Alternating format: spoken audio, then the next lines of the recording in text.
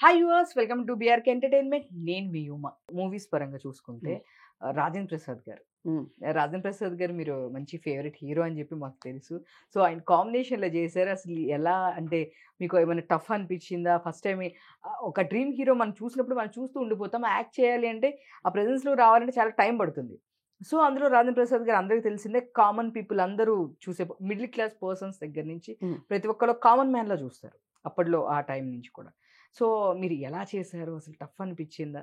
ఈ సినిమా చేసేదానికంటే ముందు నేను 'ప్రేమకు 10 సూత్రాలు' అని ఒక సినిమా చేశా. దాసరి గారి సినిమా. రేలంగి నరసింహరావు గారి డైరెక్షన్‌లో. సో ఈ సినిమా చేస్తూ మేము భీమిలికి వెళ్తుంటే వైజాగ్‌లో అక్కడ కారు టైర్ పంక్చర్ అయింది.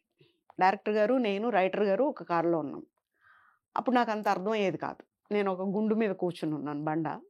వీళ్ళిద్దరు మాట్లాడుతున్నారు. సార్, ఒక అబ్బాయి, ఇద్దరు అమ్మాయిలు ఉండేలాగా ఒక సినిమా ప్లాన్ చేద్దాము. అంతా సరదాగా, సరసంగా ఉండాలి అట్లా చెప్తున్నారు. అక్కడ పుట్టింది కథ. 'ఇద్దరు పెళ్ళాల ముద్దుల పోలీస్' అనే కథ అక్కడ పుట్టింది. ఆ మాట్లాడుతూ వీటిల్లో ఈ అమ్మాయి అసలు కాసేపు కూడా నేను నోరు మూసుకోను. మా నాన్నగారు అందుకే నా నోటికి ప్లాస్టర్ వేసేవాళ్ళు నైట్స్. అది తీసి మాట్లాడి మళ్ళీ వేసుకొని పడుకునేదాన్ని. సో అంత టాకెటివ్ అనమాట నేను. ఈ టాకెటివ్ అమ్మాయి ఉంది కదా, ఈ అమ్మాయిని రెండో పెళ్ళంగా పెడదాము అన్నారు. అవును సార్, ఈ అమ్మాయి బాగుంటుంది, చలాకీగా బాగా చేస్తుంది, ఈ అమ్మాయిని పెడదాం అన్నారు. ఇంకా ఫస్ట్ హీరోయిన్ ఎవరు అనేది, అంటే మొదటి పెళ్ళాం ఎవరు అనేది కన్ఫర్మ్ కాల. కథ మొదలైంది. ఈ 'ప్రేమకు 10 సూత్రాలు' చేస్తున్నప్పుడు దాసరి గారుతో ఒక సీన్ ఉంటుంది నాకు. ఆయన ఒక ఫిలిం డైరెక్టర్ లాగా, నేను హిందీ హీరోయిన్ లాగా ఉంటుంది సిచ్యుయేషన్. చాలా బాగుంటుంది, భలే ఉంటాను నేను కూడా అందులో. అక్కడ డైరెక్టర్ గారు, ఈ అమ్మాయి చాలా బాగుంది, చాలా బాగా చేస్తుంది, మంచి హీరోయిన్ అవుతుంది ఈ అమ్మాయి అని చెప్పారు గురుగారు. తర్వాత ఆయన ప్రతి సినిమాలో ఉన్నాను నేను, బట్ క్యారెక్టర్కి వచ్చాను. కొన్ని అదే మీరు అడగబోయేదానికి చెప్తా. అక్కడ చేసిన తర్వాత దానికంటే ముందు లేడీస్ స్పెషల్లో కూడా ఒక సీన్లో ఆయన ఉంటాడు రాజేంద్ర ప్రసాద్ గారు. ఇలా హక్ చేసుకొని ఇద్దరం ఇట్లా రౌండ్ చేస్తాము. అది కలగంటాడు బ్రహ్మానందం. ఇది అందంగా ఉంది కాబట్టి అందమైన హీరో వచ్చి ఎత్తుకుపోతాడు, నా దాకా రాదు, నా మరదలే కానీ నా దాకా రాదు అని మాట్లాడుతుంటాడు. సో అక్కడ ఆయన ఉన్నాడు. ఫస్ట్ టైం నేను ఆయన్ని, అంటే ఆంధ్రుల ఆరాధ్య హీరో, అంటే మిడిల్ క్లాస్ వాళ్ళందరికీ కానీ ఒక పెద్ద హీరో సినిమా అయినా చూడటానికి వెనకాడతారేమో.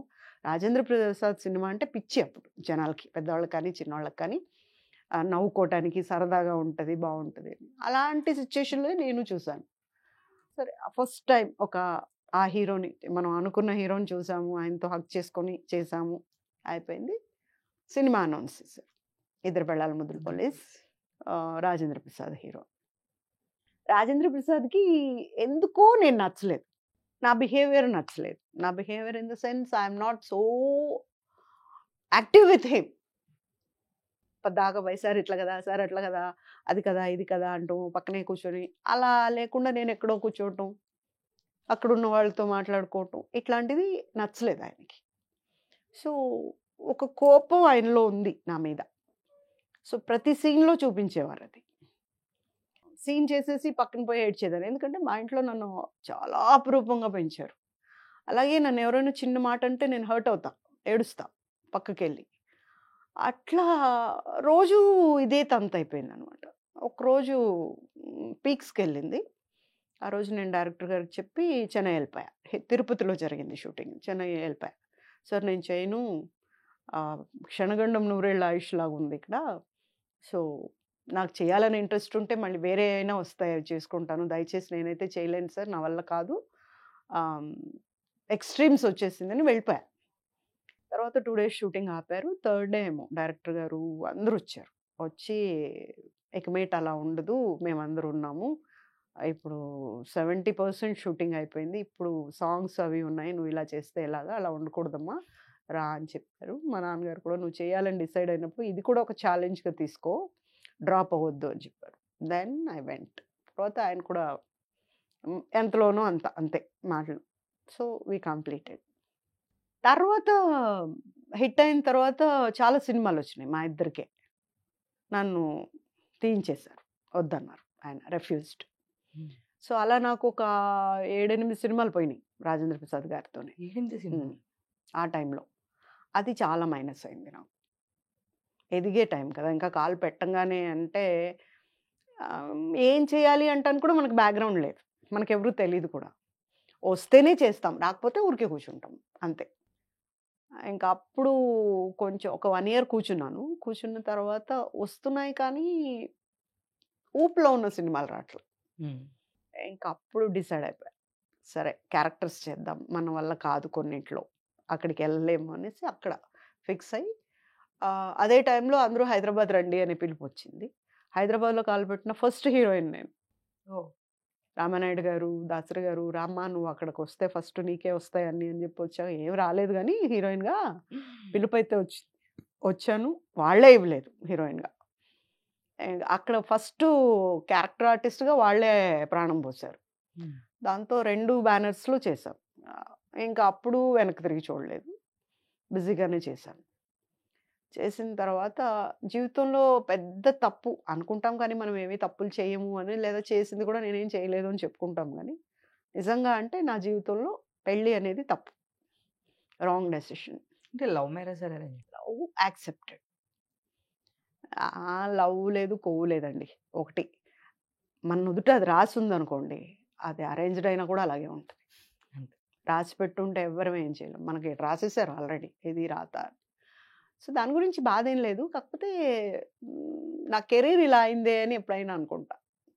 7 ఏళ్ళు నా నా దీంట్లో, నా డైరీలో జనాలు చూసుకునే దాంట్లో పూజిత అనే పేరు వినిపించలా 7 ఏళ్ళు. అర్థం లేదు. ఆ 7 ఏళ్ళు కూడా ఉండుంటే ఇంకా ఎన్ని సినిమాలు చేసి ఉండేదాన్ని నేను. ఈరోజు నేను సినిమా ఇండస్ట్రీలో లేను. టీవీ ఇండస్ట్రీలో ఉన్నాను. ఓకే. సినిమాకెళ్దాం అనుకోండి, ఇయన్నీ అడుగుతా ఉంటారు. ఇయన్నీ రాళ్ళేస్తా ఉంటారు. ఏదో ఒక ట్రయల్. మనకు మళ్ళీ కోపం వస్తది. మనం కొడతాం. మళ్ళీ ఒక రచ్చ. అదొక రచ్చ. ఎందుకు అనేసి నేను అటు పోలేదు. టీవీ ఇండస్ట్రీకొచ్చాను. ఒక విధంగా చెప్పాలంటే నేను చాలా కష్టంలో ఉన్నప్పుడు టీవీ ఇండస్ట్రీ నాకు అన్నం పెట్టింది. మా బాబుని చదివించుకోవటానికి కానీ, మా బాబుని ఒక రేంజ్‌లో పెట్టడంలో కానీ, అన్నిటికి నాకు ఒకప్పుడు నా దగ్గరికి ఇంటర్వ్యూకొచ్చి ఒకరు అడిగారు నన్ను. అప్పుడు ప్రెస్ మీడియానే ఉండేది కదా! యెస్. యెస్. ప్రింటింగ్ ఇది. వాళ్ళొచ్చి అడిగారు. "అమ్మా మీరు టీవీలో చేస్తారా?" అని. నా ఎక్స్‌ప్రెషన్ చూడండి. అప్పుడు మంచి పీక్‌లో ఉన్న హీరోయిన్ అని. "అరే! టీవీనా? ఇలా కనిపిస్తున్నా నేను మీకు? ఒకరోజు నాకు టైం లేదు. టీవీ ఏంటి టీవీ? సరిగ్గా మంచి క్వెషన్స్ అడగండి సార్." ఇలా అన్నాను నేను ఒకరోజు.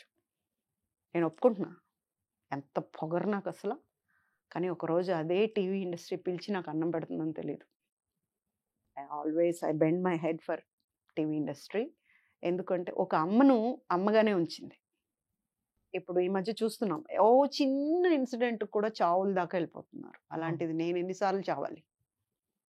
అంత దూరం నన్ను వెళ్ళనివ్వలేదు. ఎందుకంటే ఒకటి చెడి పుట్టినింటికి వెళ్ళకూడదు అంటారు.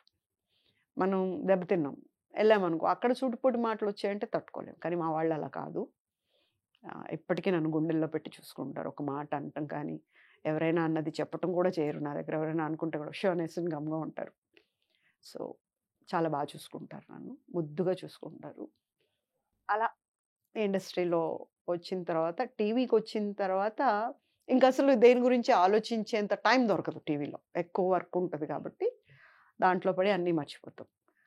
ఇండస్ట్రీలో ఇట్లా ఛానెల్స్‌కి ఇంటర్వ్యూ ఇచ్చేటప్పుడే మళ్ళీ ఒకసారి రివైండ్ చేస్తాం. చేస్తాం. అంతే. అది లైఫ్ అంతా.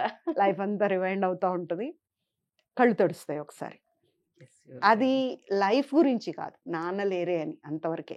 మా నాన్న కోసమే కళ్ళు తడుస్తాయి. ఈ లైఫ్ పోయింది అంటే నాకు రాసి పెట్టుంది. పోయింది అనేది ఏముంది? నాకు రాసి పెట్టుంది కాబట్టి జరిగింది. ఇప్పుడు ఎగ్జామ్స్‌లో రిజల్ట్ పోతుంది. మనం బాగా చదవలేదు కాబట్టి పోయింది.